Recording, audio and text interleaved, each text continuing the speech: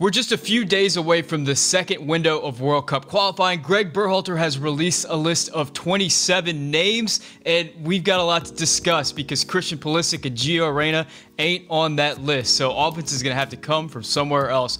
I brought on Marv from State of the USMNT to discuss the roster, to discuss the upcoming qualifiers, and to kind of make sense of this crazy U.S. men's national team world. So Marv, first question for you. Give me like a, let's say a 1 out of 10 for this roster as far as your feelings for it. 1 out of 10. All right. Well, I'd probably give it like a 7. I think that defensive side of the on the defensive side of the ball, I think it's pretty stout. Midfield is looking good. The only core that is stressing me out a little bit is obviously the winger side. I know in the previous World Cup qualifier, I know Berhalter brought a lot of wingers, not so many midfielders. In this window, it seems to be the other way around. So midfield, I know we're going to have some creativity there. We brought some Yunus Musa in there. We brought Luca De La Torre. Finally, we got the guy in there. Well, you're skipping ahead. I want to take it position group by position group. Okay. So let's jump into the goalkeepers, because already in the goalkeepers, there's a name left out that was a part of the group last time, and Ethan Horvath. So we have Sean Johnson, and we have Matt Turner and Zach Steffen. Now, no Ethan Horvath in this group. Ethan Horvath is kind of still fighting for that starting position at Nottingham Forest. There was a lot of discussion about whether whether players who were playing in England would be able to go to these red-listed countries. It sounds like that's been a little bit relaxed by the latest information. I think something came out today that said that they're kind of hashing that out. So maybe that won't be quite as big an issue. But what are your thoughts on leaving out Ethan Horvath for this particular roster? So my thoughts is that, to be honest, it doesn't really matter to me. And I know I'm probably going to stress a lot of people out there. They're going to say, hey, what are you talking about, this and that? But let's be honest. I mean, Zach Steffen's solid. And obviously Matt Turner's a go guy. Go ahead. I'm pretty sure he's going to start for us in this World Cup qualifiers, the window coming up. But then we got Zach Steffen. After that, obviously, it's Ethan Horvath. And Ethan Horvath hasn't really been playing much with Nottingham. And even Berhalter said in his press recently that he wants him to get a little bit more involved with his team. And I think that's a correct move. You want your players to be playing at full strength when they get called up, and right now Ethan isn't getting a lot of playing time, in my opinion. So to bring in a Sean Johnson, it makes sense. I mean, he was called in for Zach Steffen last World Cup qualifier, I believe. So I mean, I'm okay with it. I mean, if it would have been Matt Turner or Zach Steffen the other way for Sean Johnson, then we have a problem. But I'll be all right. I'm not one to get too worried about the third goalkeeper. Yeah. You know, like that's the least of my worries going into a window. Now, to be fair, we just had one of the craziest windows of recent memory, where I think we had like six injuries or players who had to be removed for one reason or another. So that was absolute chaos, and it has a lot of people wondering why Greg didn't bring 30 players or even more. He opted to go with 27. Now, I'm kind of on the fence with this. I'm cool with. I would like to see 20. I would like to have seen 30 because there's a few. I always want to see all the players. You know, I'm a fan. I want to see all the players. I want to see the young players, the exciting players. But at the same time, I understand that last window was absolute chaos and crazy, and it's unlikely that we're going to see so many players get injured and then have disciplinary reasons and then have like a COVID issue and just all this stuff. So kind of where are you at on that only 27 players on the roster? Well, to be honest, I'm not really picky about it, but for the sake of this roster, I mean, I would have minded 30 players. Let's be honest. I saw the press conference from Greg earlier, and he was talking about how it was hard for him to pick players. Obviously, there were some players that were going to be left off. He talked about that, and he mentioned players like Conrad, obviously, players like Julian Green. But if you can bring 30, why not bring 30? I mean, we saw what happened last World Cup qualifier. God forbid that happens. God forbid we lose that many players in that amount of time. But it could happen. It's part of the sport. And to bring 30 over 27, it makes more sense, to be honest. I mean, you could have incorporated the players you want now, like the 27 he called, and some, like a Joe Sculley, like a Julian Green, like a Conrad on top of that. That could have made your 30-man roster.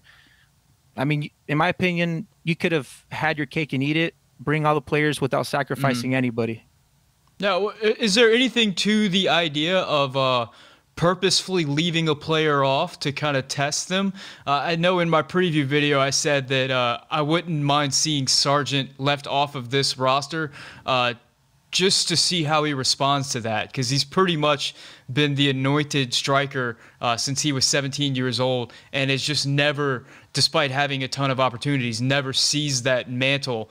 So I was interested to see him being left off of this roster just to see if that creates any type of spark and makes him come back stronger. Do you see an argument for that for players like Conrad, who we'll get to later on, and maybe Sculley, maybe Sargent? Yeah, I definitely think that, for example, Sargent on that side there, let's touch base on that.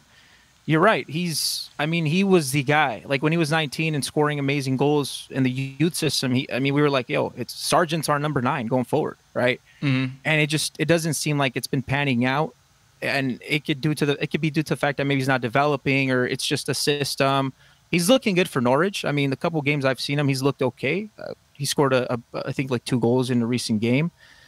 But yeah, I could see that Berhalter might try to send a subtle message by saying, hey, you gotta get something going, or else someone else is going to come in here and take your spot. And I mean, that's part of the sport. If you're not meshing, if you're not going, if you're not scoring, especially if you're a striker, I mean, you get penalized for not scoring, and you get the claps and the praises if you do, right? And if you're not, then yeah, it makes sense to bring other players and stir a little bit of competition up. You said Sargent scored 2 goals in a recent game. You're talking about the preseason? I believe so. Yeah, I haven't really been keeping fully. I haven't been up to date with him as of late in his club, but yeah, he's been. Like that. He started a few games in the wing, and he's also been coming off the bench, and we've seen a lot of what we saw with him at Werder Bremen, where he works very hard, he's very physical, and of course they love that over in England, but it's still that end product and making use of those chances and those half chances being goal dangerous. But I want to kind of let's wait on forward talk for a little bit. Let's jump into the fullbacks. The fullbacks, we have a little bit more controversy there. We bring 5 this time. We have George Bello, we have Serginho Dest, we have Shaq Moore, DeAndre Yedlin, and Anthony Robinson. Now, Anthony Robinson and Dest seem to be the top guys heading into this thing. But we left off Joe Sculley. Joe Sculley is a guy that I would have liked to have seen in this squad. He's a guy that I've picked for this roster, and I picked for the previous roster, actually. I would have loved to have seen him then. On the other side, he's a player that I believe he's 18 years old. I believe he has 7 games, period, as a professional. He's just kind of cracking into that roster for Borussia Mönchengladbach. Shout out tactical manager, because I messed up the pronunciation there. He'll appreciate that. So I actually was on, what is it, Spaces or whatever with Alexi Lawless the other day, and I asked him about a situation like this with a player like Joe Sculley, where he's trying to take someone's position right now. He's a young player breaking into the team, and he's trying to take a position from a player that's injured right now. Whenever he started the season, it was a left back that was injured. Now it's the right back that was injured. So even though he's getting this run of games in the Bundesliga, we can't really say he's a nailed-on starter for Borussia Dortmund, because we don't know what's going to happen whenever all the players come back. It could be a situation where he gets all these starts and we're all excited, and then the starter comes back and we don't see Joe Sculley again for the rest of the season, or it's just periodic starts for the rest of the season. So that is possible. So there is some value out there for leaving him with his squad. Not saying that I still wouldn't have loved to absolutely see him with this roster. So kind of, what are your thoughts on Joe Sculley, where he kind of fits in this fullback position, if there's merit to leaving him with his club, and if we should have said screw all that and just brought him with us? Let me interrupt this video to say thank you to today's sponsor, and that is OneFootball. And I'm excited to use OneFootball for the upcoming game against Jamaica, because I'm actually going to be in the stadium. And if you've ever watched a game in the stadium, it's hard to kind of keep track of the substitutions and who's coming in, who's coming out, especially for the opposition. So with OneFootball, it's like having a full program right in your phone. I'll be able to go in and see who's this guy that just came in for Jamaica, number 16, where's he from, who does he play for, and I'll be up to the date, and you could be up to the date too if you download the OneFootball app. There's a free link in the description. By clicking on that free link, you'll not only get the most up-to-date soccer information about your favorite teams and players, but you'll also be supporting a company that supports content creators like me. So thank you to OneFootball, and let's get back to the video. That's a very, very good question. And yeah, I mean, Joe Sculley's been a solid prospect as of late, been playing a lot. I mean, it's a double-edged sword. You know, you have players like, for example, Christian Pulisic. Not saying that Joe Sculley is anything close to him, but you brought him in at a young age. He clicked immediately for the U.S., and he hasn't looked back, right? But then you look at other players. I mean, I can't really think of any at the top of my head, but something about bringing him and bringing them up to speed too fast, it could definitely, you know, affect their morale. Let's say they have a bad game. They're 18, they have a bad game. They come into a World Cup qualifier. They literally, you know, crap to bed, whatever you want to call it. Their morale is going to go down, right? So I think that leaving Sculley now with their team, it makes some sense. You know, you allow him to kind of play a little bit more, get a little bit more minutes, get a little bit more experience, a little bit more seasoning under his belt, and then maybe incorporate him in the next World Cup qualifier if he's still playing up to a level. And let's say the player that's trying to take his spot, for example, like you said, right, comes back and he fights him off, and Sculley somehow remains a starter for Borussia Mönchengladbach. And yeah, call him in, right? But I would have left this kid in this World Cup qualifier window, to be honest. We got George Bello, for example. He's an amazing prospect, and we brought him in at a young age as well. I think he's only, what, like 19, 20? Yeah, I think he's 21. Yeah, maybe he's 19. Yeah, 19. And he did yeah, you're right. He's 19. Yeah, he did okay against Honduras. So, I don't know. I mean, it's a double-edged sword, like I said. I really don't have an issue with Sculley being left off. But, yeah, that's just my opinion. Yeah, I think I'm in that boat where it's going to be it depends on what happens for me. If George Bello comes in and has in his one start in this window and plays fine and the U.S. cruise to victory, or if it's Shaq Moore or whoever else and the U.S. does well, then great. Joe Sculley got another 2 weeks with his club, with his coach to solidify himself. On the flip side, if Bello comes in and has a stinker, and we're all saying, why didn't you bring in Joe Sculley? Like then it's a problem for me. So I'm kind of, you know, it depends on how this kind of plays out. Now you mentioned Pulisic came in at a young age, and I think that's an important point because Sculley and Pulisic, and when we talk about Conrad de la Fuente later on, Pulisic came in as the savior, as the guy who was supposed to change U.S. soccer. And whenever he came into Borussia Dortmund, he came in at 17 years old and was looking like, for all the world, like the next big thing. And has largely lived up to that. And he's played in the Champions League final. He's a Champions League champion.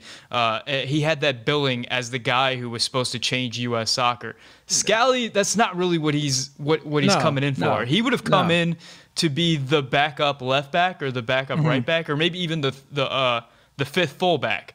You know, so we don't know how much he would have been relied upon. So that kind of changes my thoughts on whether you take him away from his club at this point or leave him there. And I know there's a lot of people in the comment section that kind of fight me on this one, that are like, you need to bring the best players no matter what the circumstances.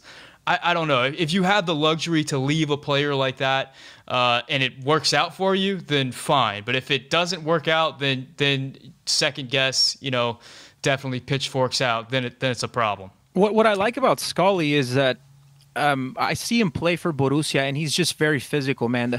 This kid is aggressive, and I mean, I saw him play against Leroy Sané, and I keep talking about that game because, keep in mind, this guy's only 18. He came into this game, and Bayern is a star-studded squad, and you're going up against Leroy Sané, one of the top wingers in the world, and you shut him down. You hold your own against Lewandowski. You know, you're definitely earning a name for yourself. And just the way he plays, man, the way he holds himself, the physicality. I mean, this kid's made for the CONCACAF. This kid is ready to just come in and steamroll anybody that wants to go against him. He's got grit, man. He's got that American grit, and he reminds me of a lot of the hard-nosed players that are on our team. Like, exactly, he's got a little bit of what Kellen Acosta has, of what Matthew Hoppe has. You know, some of these like maybe Gio Reyna has like a mean streak in him. Like some of these guys. So he has that, and it makes me excited. Now, I don't like the idea of saying like he did it against Bayern Munich. That means he can do it against anybody. Because I remember there's been so many times where defenders had a really good game against a really good team, and people point to that as like the thing. I remember DeAndre Yedlin one time whenever I believe he was at Sunderland, and he played a game against Chelsea, and he had a really good game against Eden Hazard, and everybody said, well, if he can defend Eden Hazard, then he can defend anybody, and he had a great game that day. You know, whatever it is, 6 years later, is he a top defender in the world? I don't know about that. I think he just had a really good game that day. You know, it happens. And every to Sculley's, you know, on the other side of Sculley, I believe the next game he had a not so great game. But since then, he's kind of put together some good performances. Let's move on from the fullbacks. Let's jump to the centerbacks. We have 5 players here. We have John Brooks, Mark McKenzie, Tim Ream, Chris Richards, and Miles Robinson. And this is exciting because it is the first time we get to see a healthy Chris Richards in World Cup qualifiers. Where do you see him slotting in for this squad? I think he's a great prospect, man. I've been saying it time after time. I'm really high on this kid. I think he's one of the most complete center backs in the player pool. Has that perfect blend of physicality, fast, aggressive, can send some nice deep passes, some through balls, whatever. But he's really good, and I like it. I'm glad. But I think right now, I think he's probably like a third or fourth stringer. Could kind of sneak ahead of a McKenzie if he has a good window here, or possibly just be behind McKenzie. But in the future, I could see him sliding in maybe a side of Brooks or even replacing Brooks. I mean, this kid is that talented. But right now, it's good that Greg brought him in. He solved that whole situation with Hoffenheim. I understand that the previous World Cup qualifier window, he was settling that situation. Finally, when it's Hoffenheim, he's getting some minutes there. He's looking good, fantastic. So I'm glad to see that he's involved here. I'm excited for the guy. It's crazy how quickly things change in the U.S. men's national team world, man. I remember this summer even, everybody was waiting for Chris Richards and John Brooks, and maybe even Chris Richards and Justin Shea to come in and be the saviors. And just out of nowhere, Miles Robinson goes from like a guy that might be a squad player to like the guy. Everybody thinks like he's been fantastic, and he really has in the last year since he's been wearing the U.S. men's national team shirt. And all of a sudden, everybody's looking at John Brooks like, what does this guy have left? And to be fair, man, it's not a situation where John Brooks has looked good for his club team and looked bad for the national team. John Brooks hasn't looked great for his club team recently either. He's one of those players where he's getting up there in age, and he's an old player, man. I mean, he started playing at a very young age for a center back, so he does have a lot of miles on those legs. I mean, I'm hoping that was just some crazy window, and he puts it back together, and we start seeing that dominant John Brooks that we're used to seeing, and we get to see those long diagonals and those beautiful balls that break lines from the center back position. But boy, if he doesn't, man, Chris Richards, if he can be that guy that we see at Hoffenheim every week, then he can have a big impact on this team, and he might even put John Brooks on the bench, man. I mean, it's crazy that we're even here. Yeah, I wouldn't doubt that. I mean, the kid looks like he's definitely taking those steps in his development, Chris Richards. And to be honest, you're right. Brooks didn't look good in the previous World Cup qualifier. Some people say he looked a little slow. I caught him out of position at times. And I've been saying, I'm glad we finally put a speedy center back alongside with John Brooks, because there's been times where he's been a liability defending. There's times where in transition he kind of gets stuck up high, and it takes him a while to come back. So that's where we get beat at times. But I'm glad that, Robinson, I mean, he was a revelation for us at the Gold Cup. I'm glad he's been clicking for club and country. And you're right. I think if Brooks doesn't step it up and Chris Richards comes in here and has a great window, or at least plays a game or so and shows off, that, he could definitely stir up some controversy there at the center back position. Yeah, and this For me, this is the strength of our team right now. Whenever I look at our defense, and it's wild because in the summer we had a few friendlies with teams like Switzerland and Jamaica and Northern Ireland, and everybody was concerned about our back line. That was something that we had to figure out. But I think it's largely been solidified, and the defense has not given up a ton of chances in these last few qualifiers. Didn't give up a ton of chances in the Gold Cup either. So despite the fact that the offense has just been sputterless out there, just struggling right and left, the defense has looked solid, and that gives me some confidence going into this window, especially against some squads. Like, we're not going to play anybody that has like the top end offensive firepower as like Alphonso Davies or anybody. Like, there's nobody like that in any of these squads that we're playing against. So if a team beats us, they're going to have to like. It's either going to be a smash and grab type of thing, or they're really going to have to beat us. And we've got some like. It's going to be tough to get past Miles Robinson and whoever else is playing next to him. And with Serginho Dest sort of playing well for Barcelona right now, Anthony Robinson had a great window last window. You know, I'm pretty confident in that defense moving forward. No, yeah, definitely.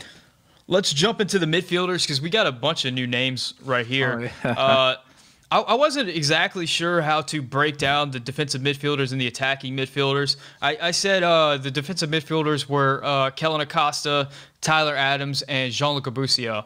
Now, I saw your preview video, and whenever you mentioned Gianluca Busio, your face lit up like a Christmas tree. So I know you're a fan of the guy, and I don't know if you saw, but just before we started recording, he scored a goal for Venezia in the 90th minute to tie the game against, I don't remember who they were playing, but it was a big goal for a squad that is going to struggle to get points this year. Now, that being said, earlier in that game, the goal that Venezia gave up was off of a Busio mistake. So there's still that duality to his game where he can provide you with that big moment in possession, but he can also be liable for the big defensive lapse that leads to that goal. So where are you at on Gianluca Busio? Where do you think he fits in this midfield? What are your thoughts on him joining this national team right now?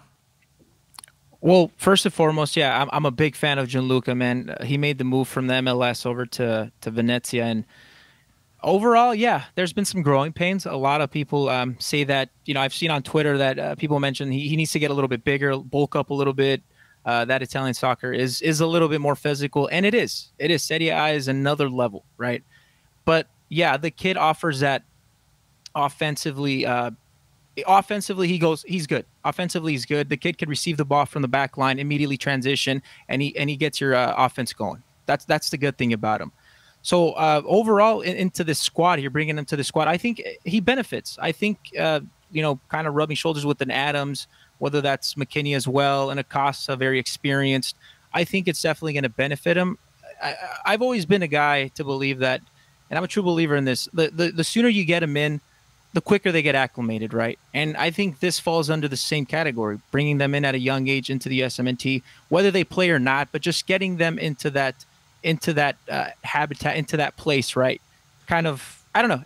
To me, it makes sense. It makes sense. And bringing in Gianluca Busio, to me, it's something special, and I'm excited about him. I'm excited about him and Del Toro and all them. But overall, yeah, I like the kid, and he's going to be special for Venezia. And yeah, talking a little bit too much about him.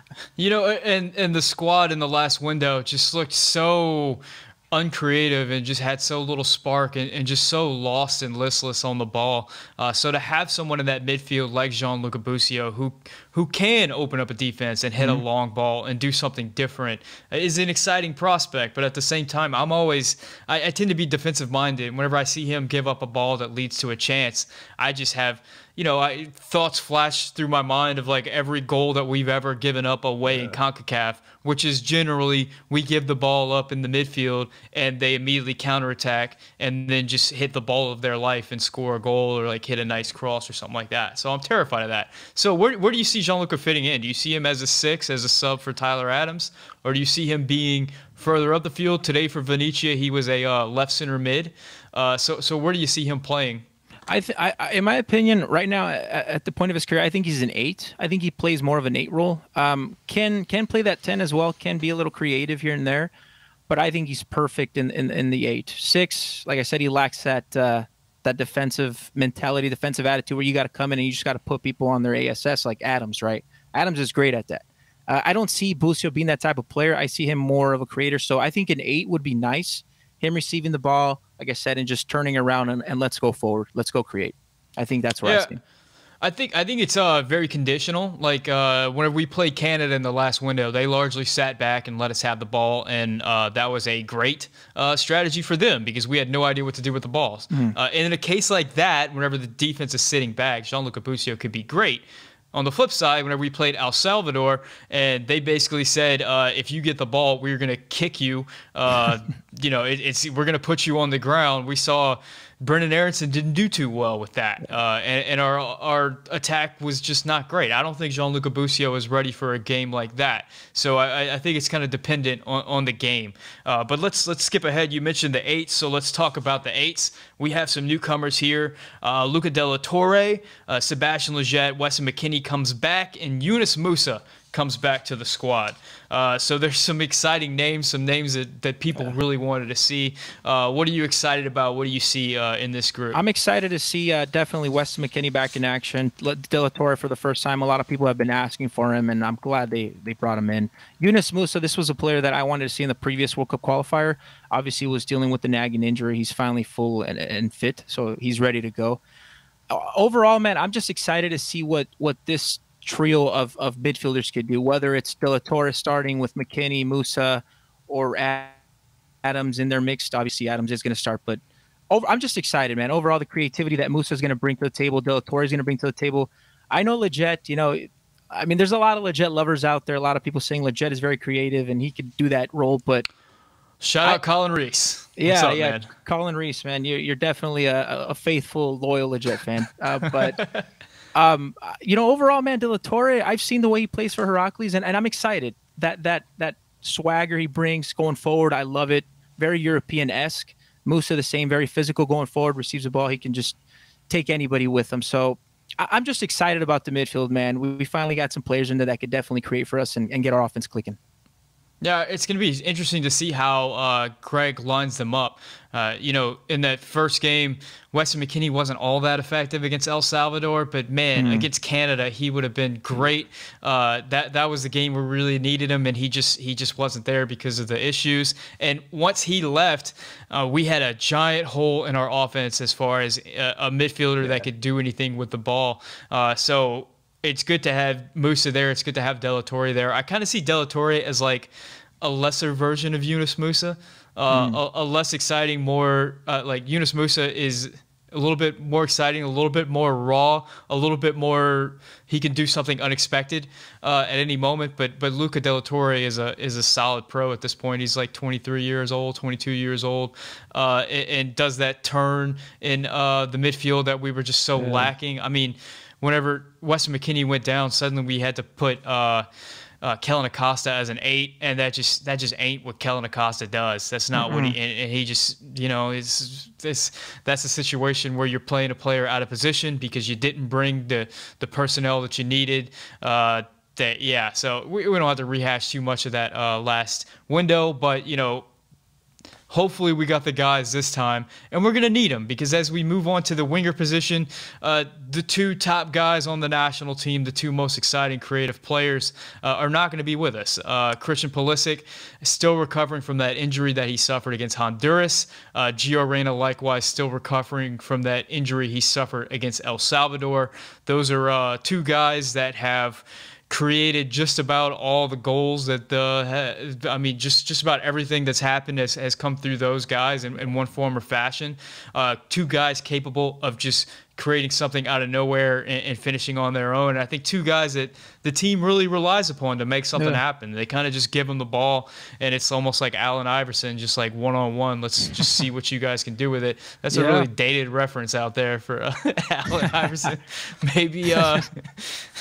Maybe Russell Westbrook. How about that? Yeah, Russell Westbrook. You give the ball to Russell, and he's or LeBron. Let's say LeBron. Yeah, LeBron works. So we got Brendan Aronson, Paul Areola, Tim Weah, and Christian Roldan. Christian Roldan might be a midfielder. He might be a winger. I put him as a winger. I don't know where he's going to play. We also potentially have Matthew Hoppe in that role. Greg Berhalter specifically mentioned that Hoppe could cover at both positions as both a striker and a winger. So he is. We saw him play winger in the Gold Cup. We know that he plays striker for his club team. So that's kind of where we're at. The two headliners here are Aronson and Weah. We just saw those two do battle in a was it Champions League or Europa? I believe it was. I think it was a Champions League. Yeah, it would have been Lille won last year, so it would have been a Champions League game. Yeah. So how are you feeling about those two in particular heading into this window?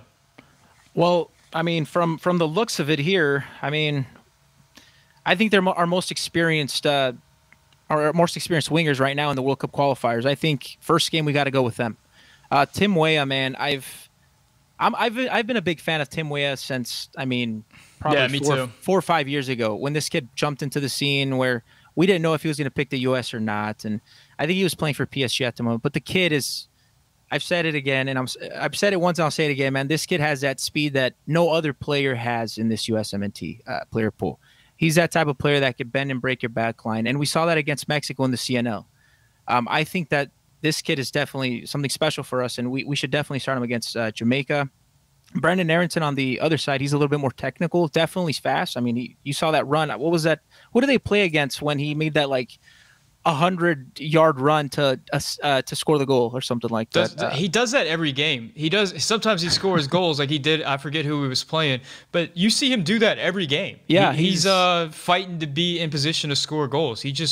He puts in those 60-yard runs every game. The kid's special, and I mean, we got to go with these two guys. There's no way around it. You could start a Hoppe, but I mean, Hoppe's, he said that he doesn't like to play winger. I guess there was a rumor saying that he was upset with Berhalter for starting him at the winger position or something like that.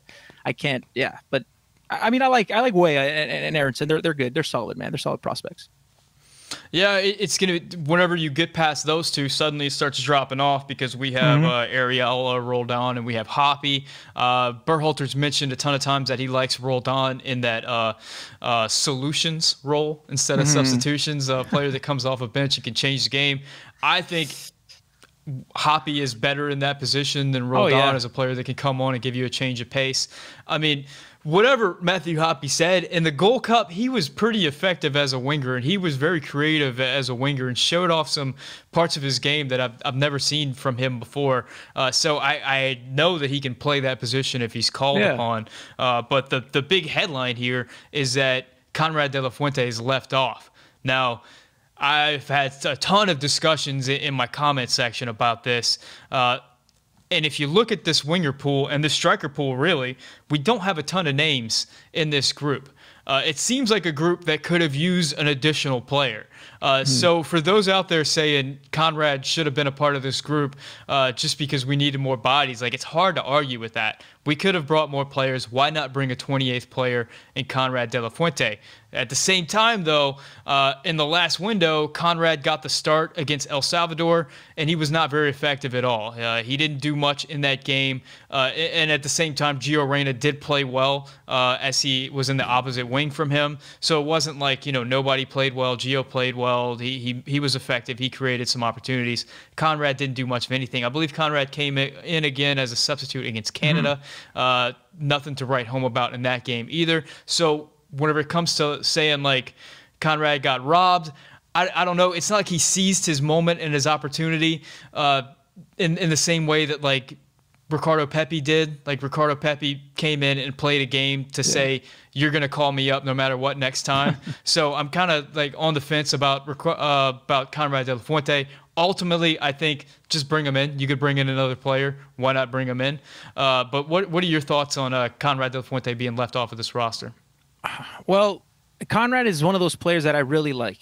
I really like, and I don't know if this opinion here is going to be a little biased and whatnot, but I mean, you brought 27 players. Why not bring 28 and incorporate a Conrad, right? the kid, he didn't have the best World Cup qualifier window last month, and that's fine. There's growing pains, and not everybody's going to have, for example, not everybody's going to have the same performance that a Pepe did, right? Pepe came out and, I mean, the guy, look at him now. He's our starting number 9, in my opinion, and on my book, right? He sees the moment. But I think that over a player like Arriola, I would have brought in a Conrad over in Arriola, in my opinion. Arriola has had his, I mean, in my opinion, he's had his opportunities.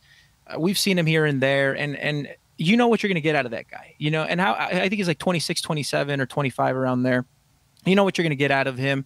He's that type of player. He's going to run a lot. He's going to exhaust himself, but at the end, he's not really going to have an assist or a goal. And we saw that against Mexico. The last match we saw, Arriola missed like two shots, I believe, 2 open shots.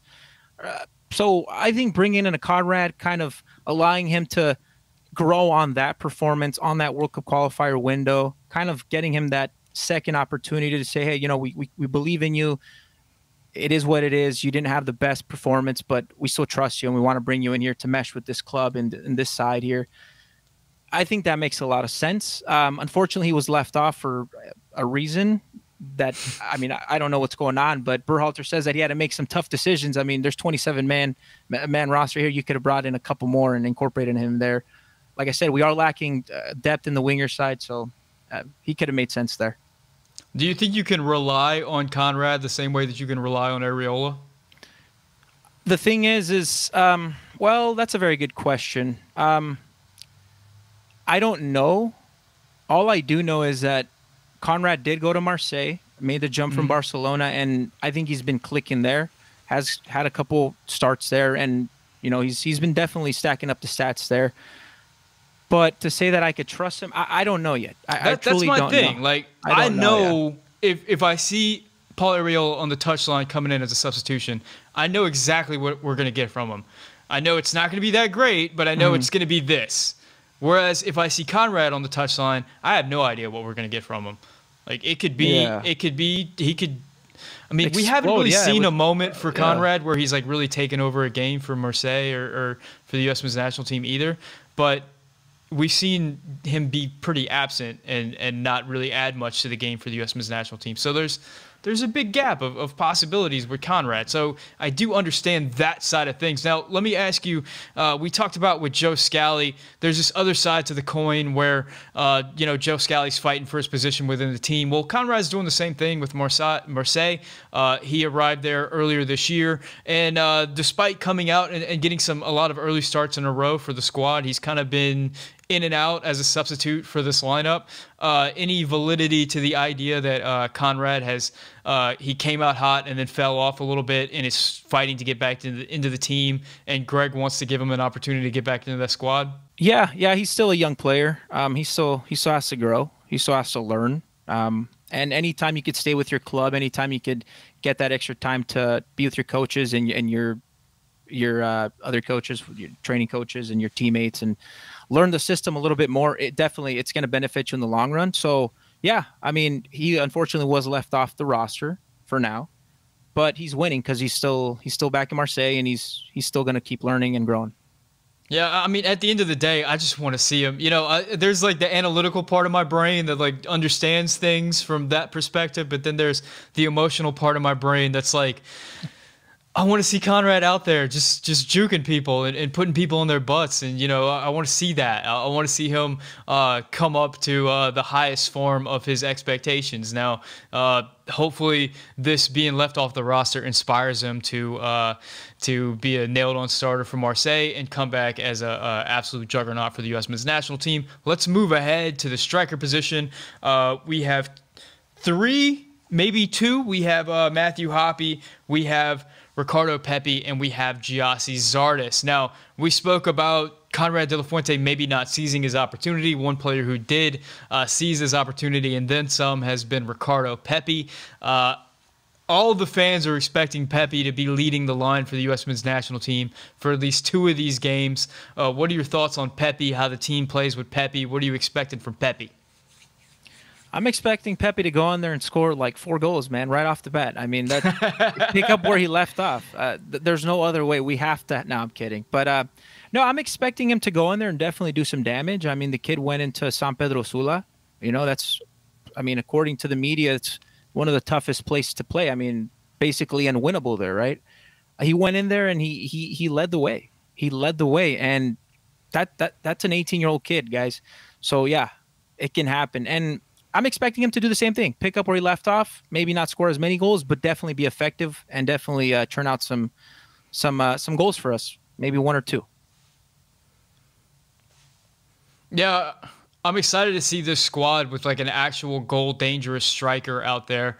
I mean, how nice would it be if the U.S. open up with Jamaica and within the first 10 minutes get a goal? Man. Like, and maybe not even a goal that they earn. Maybe Ricardo Pepi just steals one, you know, just some weak cross into the box and Pepi just beats his man and heads it in, or just like something goes our way and Pepi's just able to smash it. A half chance becomes a goal. We just haven't seen that from this squad in so long. It's either like it has to be set up absolutely perfectly, or it has to be like a set piece or something like that, and even then we haven't been putting them away.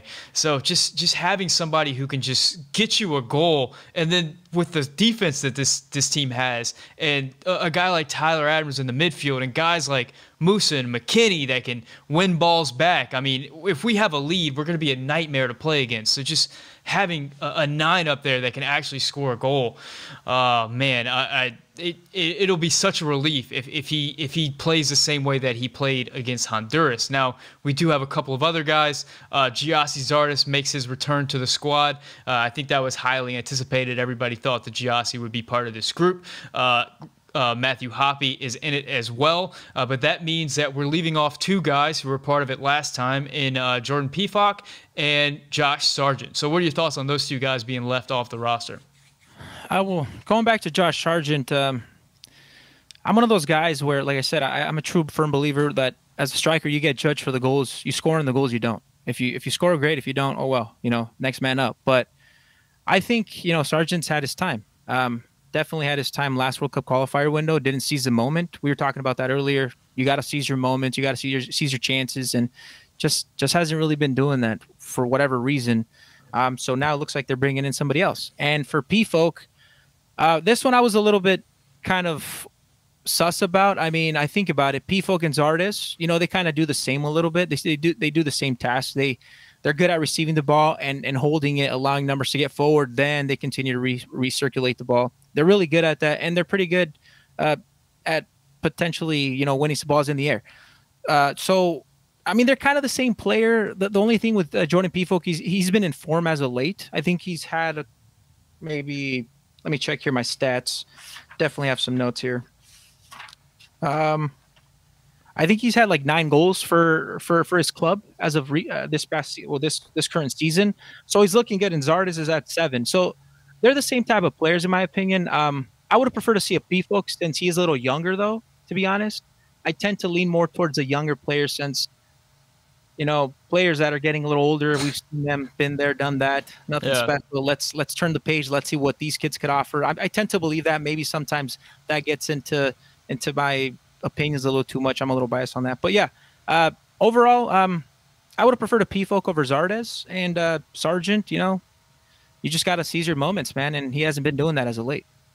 Yeah, and Thierry Henry kind of grilled Greg on why Pefok got left off, and he said that he wants more verticality in the lineup, that he sees Hoppe and Pepe and Zardes as players who stretch the lines, get in behind, where Jordan Pefok does not do that. He pretty much stays up top, stays next to the center backs, and tries to win balls in the air. And to be fair, that is my experience with Jordan Pefok. That is kind of what he does. But at the same time, it's a lot like the Conrad de la Fuente thing, where it's like, you got the spots, why not just bring them?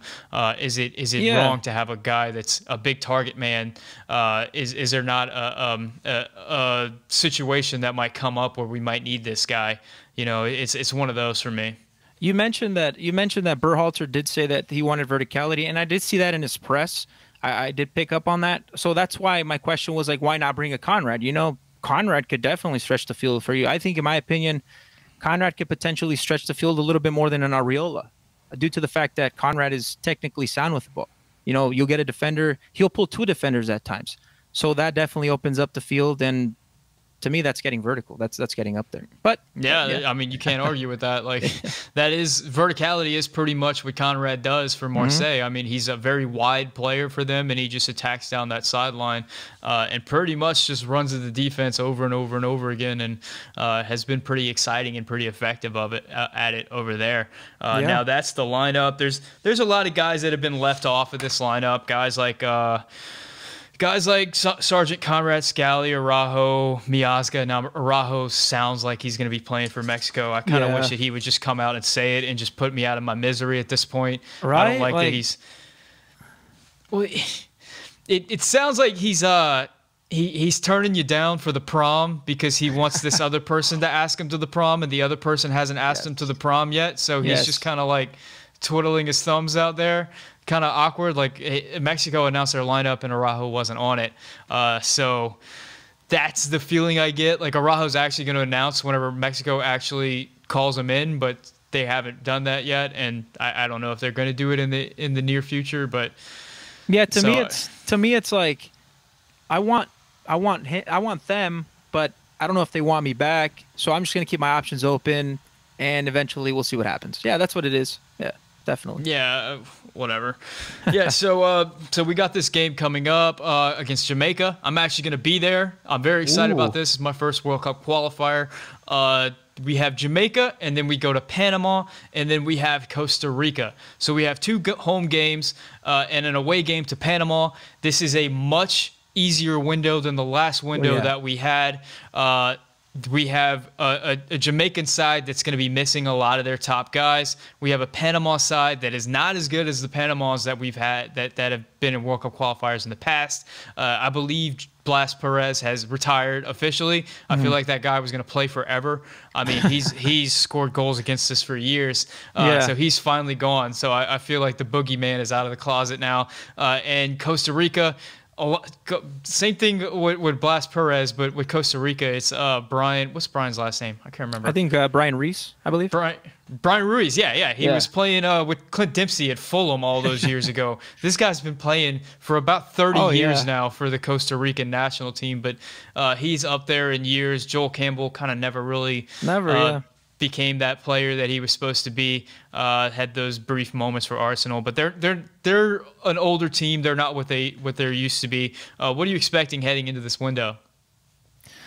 Well, I mean, it's like you mentioned. It is going to be it's going to be a tough window, but it's not going to be as tough as the previous one. Let's be honest. Jamaica's a tough team. Jamaica was a team that, if you were to ask me, they were supposed to compete. They were supposed to win some games. They were supposed to get into the World Cup. They have the talent. Now, I know they're not going to have a Leon Bailey here, and that's obviously definitely going to affect Jamaica. But overall, the Jamaica game, we got to come out and win. For example, we got to come out. We got to come out full throttle and find a way to win this game. It's our first game of the World Cup qualifier window. We need to get those points. And this, in my opinion, this game right here sets the tempo for the rest of the World Cup qualifier window going forward. Yeah, so I'm assuming that you're like everybody else in that we really want 9 points.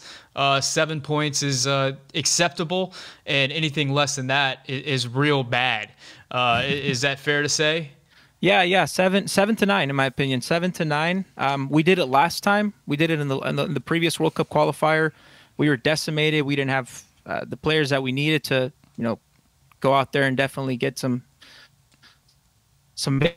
victories. But overall, I mean, if we could do it in the past previous World Cup qualifier, get 7-9 points window, I apologize, we could do it in this one, and there's no reason not to do it. We have more players at our disposal now, healthier. I think we should be able to do it.